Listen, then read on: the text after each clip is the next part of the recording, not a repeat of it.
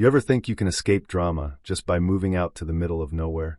Yeah, that's what I thought too, until I found myself in an all-out war over a patch of woods, with a woman who probably has HOA president tattooed somewhere I don't want to know.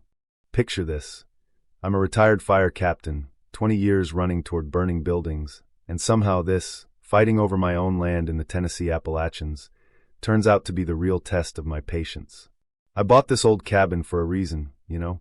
Needed to clear the sirens out of my head, trade city chaos for cedar trees, let the quiet do its work. One road in, one old bridge, now one fancy electronic gate with cameras, and an intercom that'll make you think twice if you don't belong. That was the whole idea. If you want in, you gotta ask. If you don't ask, you ain't coming. I loved it that way. No neighbors popping in with casseroles or complaints, no uninvited guests, just the wind and the creek. I figured my days of dealing with entitled folks were behind me. Boy, was I wrong. So I'm out there one morning, mid-swing with a mallet, rain from earlier in the week still making the creek roar, and I hear the intercom beep. I wipe my hands, jog over, and on the camera there's a white Subaru. Standing beside it, a woman late 60s, gray ponytail, purple windbreaker, clipboard clamped in her hand like it's a badge. She's flanked by two, another woman, and a guy who both look like they missed bottomless mimosa brunch for this. She hits the call button. "Hello," she says, all stiff and official. "This is HOA personnel. We're here for scheduled trail access. Please open the gate." I press the button, try to keep my tone calm. "Sorry, who are you with?" She puffs herself up. "Cheryl Garner, president of the Brook Pine Ridge Homeowners Association. These guests are here for a nature excursion. I was told this route connects to the ridge trail behind your cabin." "It doesn't," I tell her. "And this is private property. I'm not part of your HOA, ma'am." She actually scoffs, like I'm the one being ridiculous. "Sir, this route has been used by residents for years. I'm just asking you to open the gate. We won't be long." I could feel the blood pressure tick up. That gate's staying closed. My land. Legally surveyed. No public access. I asked them to turn around, figured that'd be the end of it. But you know that look people get when they don't hear, no too often? That was Cheryl staring straight into the camera, telling me, "We'll be reporting this." She storms off, her group trailing, and the Subaru peels out with one last dirty look aimed my way. I almost laughed. Entitled people usually burn out quick when you stand your ground, right? Wrong. Not 30 minutes later, while I'm working on the bridge, I hear a branch snap, hushed voices, more than a few coming from the east woods. I creep closer, not making a sound, and there they are, 6 people dressed like a damn REI commercial. 2 of them are lifting a section of my fence, pushing under it. Another's filming the whole thing, like it's a tourist attraction. I don't yell. I just walk back, grab my phone, and pull up the perimeter cams. Crystal clear footage. A bunch of HOA hikers on my land, busting my fence. I save it, call the sheriff. "This is Declan Braywood. I've got trespassers out at Cedar Loop. Caught them on camera, damaging my fence, claiming to be with the Brook Pine Ridge HOA. The dispatcher says a deputy will be out soon." Meanwhile, I print up a new, bolder sign, "Private Forest. Trespassers will be prosecuted. Cameras active, no exceptions." I bolt it to a cedar post, I level, no missing it. The deputy takes one look at the footage and shakes his head. "Yep, that's criminal trespass. You want to press charges?" "Not yet," I say. "But I want it on record. Something tells me this isn't the last of it." Later, I find a glossy brochure wedged into my gate camera frame. Brook Pine Ridge Nature Experience. There's a map, my property marked as a scenic overlook.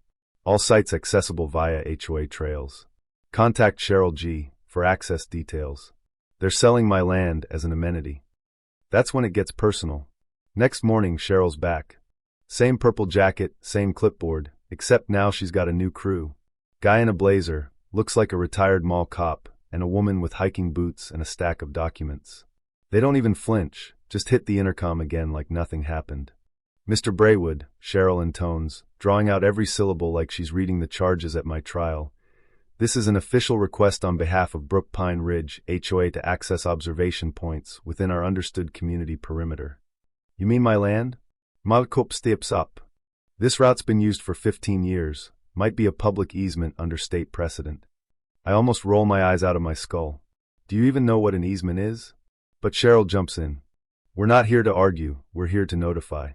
Trail access will resume next Saturday between 10 and 4. We're giving you courtesy notice. Here's my courtesy, try it, and you'll get cameras, deputies, and civil paperwork stapled to your forehead. Maybe not my smoothest line, but it does the trick.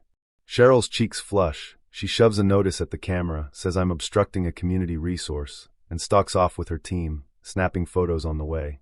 I scan her notice, more legal babble about public benefit and tradition of access, no real signatures, no parcel numbers. I send everything to Kate, my attorney.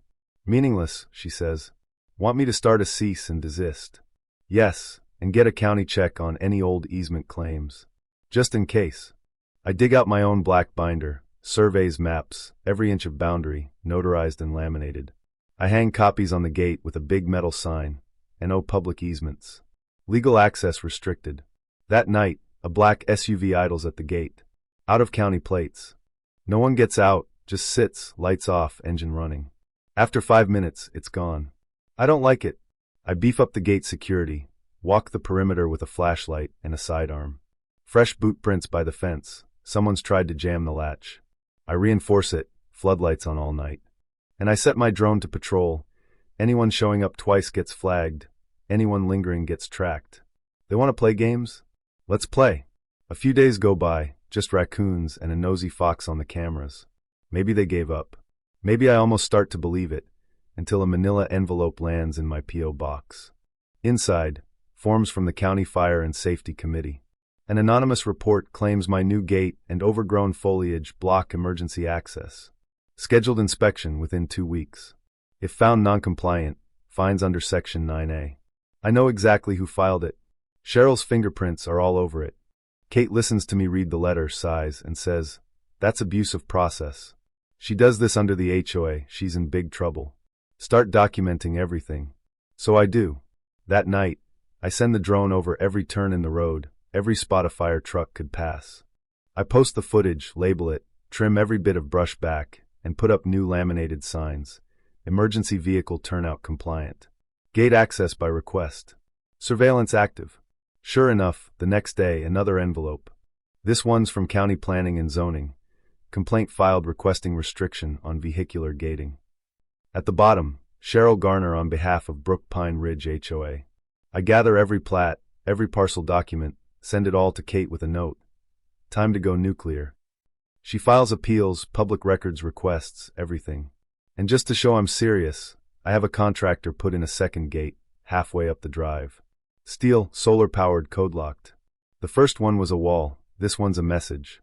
I call Jason, an old friend who's a county fire chief now, have him bring an engine up the access road. He walks it with his team, gives me a letter saying my driveway's more accessible than most neighborhoods. She'll keep poking, he warns me, but you're solid. I'm ready. But then the drone picks up 2 people, just outside my second gate, woman with hiking boots from before, clipboard taking photos.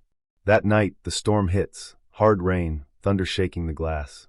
I'm lying in bed, not sleeping, when the drone pings again. Motion detected. 5 shapes, moving slow through the trees, backpacks, cameras, no lights, no talking, tourists on a midnight hike. I throw on my jacket, radio, boots, creep through the wet underbrush, flashlight ready. I get to the bluff, and there they are, 7 this time. One guy's filming, another's dropping candy wrappers, a woman doing her best Titanic pose at the overlook. Then I see one of them ping on my sign. That's it. I step out, flashlight blazing. Party's over. Hands where I can see them.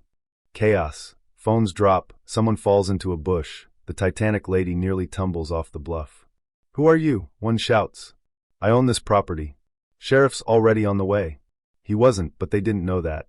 A car pulls up, Cheryl, in a blue raincoat, DSLR swinging. She shouts from across the ridge, "You have no right to detain these guests. This is a recognized shared recreational zone." I bark back, "Shut up, Cheryl." Her group hesitates, but the headlights keep coming.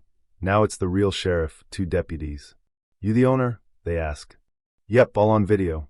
Damaged my fence, ignored warnings, trespassed." Cheryl tries her community line on the deputies. They shut her down. "No easement exists here. Stop talking before you make it worse."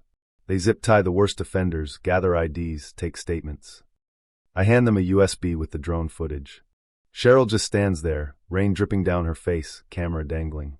I'll report this to the county board, she mutters. Already have, I shoot back. 3 days of silence, then a white county vehicle shows up. Ellery from zoning. He walks the property with me, takes photos, hands me a public hearing notice. Cheryl's HOA is claiming my land was historically public and closure diminishes community value. County boards in Tennessee get creative, he says. Good luck. That night, I pace, burning off steam. Kate helps me draft a cease and desist. Official, notarized, full of legal bite. I deliver it myself. HOA office is a beige shack with the vibe of expired muffins. Cheryl says, "You'll regret this." I tell her, "No, you will." On my way out, I spot new trail markers on community street signs, blue arrows, pointing straight into my woods. Subtle, manipulative. I take photos, file a civil complaint for misrepresentation and deception. Then I get creative. Install motion-activated speakers on the ridge. If anyone steps foot on my side, my voice booms out. You are trespassing.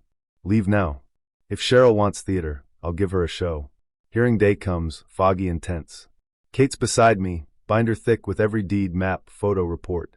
The boardroom's half full, HOA folks in matching windbreakers, Cheryl up front, smug as ever. She rolls out a big map, colored green for community trails. Right through my land, of course. Her argument? Common knowledge, prescriptive easement, you name it. Kate gets up, fast, no nonsense, points out that legal use requires 20 years of uninterrupted, open public use. My client bought this 3 years ago. Gate's been up for 2. No standing, no precedent. She even brings out a voicemail from Cheryl asking, "Could we maybe use your bridge for a few walks?" The coup de grace, sheriff's reports, drone footage, cease and desist. Even the board looks uncomfortable. Old Hank from the board asks if locking up nature behind gates sends a bad message. I tell him, what sends a bad message is acting entitled to someone else's property. This isn't a park. Not up for a vote. Recess. I think it's over. 2 nights later, security camera catches someone standing by the front gate, just out of the light. Gone before I get there, but they leave a blue arrow nailed to a tree. It's a warning, this fight isn't done. I do a full perimeter walk, drone overhead, find a fake birdhouse with HOA maps, brochures, and my bluff marked as a star attraction. I bring it back to Kate. They're pushing a petition to zone your property as a conservation corridor, she tells me. It's not just about the land now. It's about winning, stalling, making me bleed money and time. That night, I go on offense. Create a press kit, send drone footage, maps, the whole saga to local news, regional blogs, even the firefighters' newsletter. Subject line, retired fire captain under siege by rogue HOA. Next day, blow up. Articles with headlines like, when HOAs become militias. Then an email from an ex-HOA board member. Proof Cheryl's been plotting this for years, trying to redefine jurisdiction through community presence. He includes emails naming my land as a sleeping asset. Kate files a civil lawsuit, malicious misrepresentation, trespass, defamation, fraudulent zoning. We request an emergency injunction. No HOA member within 100 feet of my land. That night, 2 people paint my camera black, leave a flyer. Scenic access route coming soon. I'm livid. I sit at the table with my sidearm, and the flyer stabbed to the board with a steak knife. This isn't about fences anymore, it's siege warfare. Kate calls with more news. Cheryl's filed a counterclaim, alleges I'm blocking emergency public trails, fakes an affidavit about an injured hiker. It's all a setup. I take it to Kate. She looks at it like it stinks of gasoline. If we don't go nuclear now, they'll force a mediation. We walk into court with everything, emails, maps, flyers, footage, a dated video of Cheryl herself saying, "Just wanted to see what it looked like past the fence. Never been here before." Judge takes one look, sets an expedited hearing. That hearing, it's carnage. Kate makes Cheryl read her own flyers aloud, explains the fake birdhouse, shows videos of trespassing, even has a digital image of Cheryl caught on tape, never having set foot on my side. Judge rules in our favor. My property's private, no historical encumbrance. Cheryl and the HOA found guilty of a campaign of harassment and misrepresentation. HOA owes $1.25 million. Cheryl gets county time, therapy, and a 5-year ban from any HOA office. All materials to be destroyed, a public notice printed, my ownership confirmed. When it was over, I didn't smile right away. That came a week later. With part of the settlement, I rebuilt the gate and, just for style, parked a decommissioned fire truck behind it, lights flashing on solar. Right in front, a sign private cabin. Not a tour stop. Not your damn business. Neighbors cheered. I gave out bumper stickers, my land, my rules. Not your hike. I finally stood on the bluff, nothing but wind in the trees, the peace I'd earned, not handed to me but fought for, inch by inch. And I wonder, how far would you go to defend what's yours when the system seems stacked against you? When does community cross the line into control, and who gets to decide? Drop your thoughts down below. Tell me where you draw the line, when it's just, when it's wrong, when enough is enough. Share your own stories, bad HOA, wild neighbor, whatever. And remember, out here in the woods, you earn your silence. And you sure as hell protect it.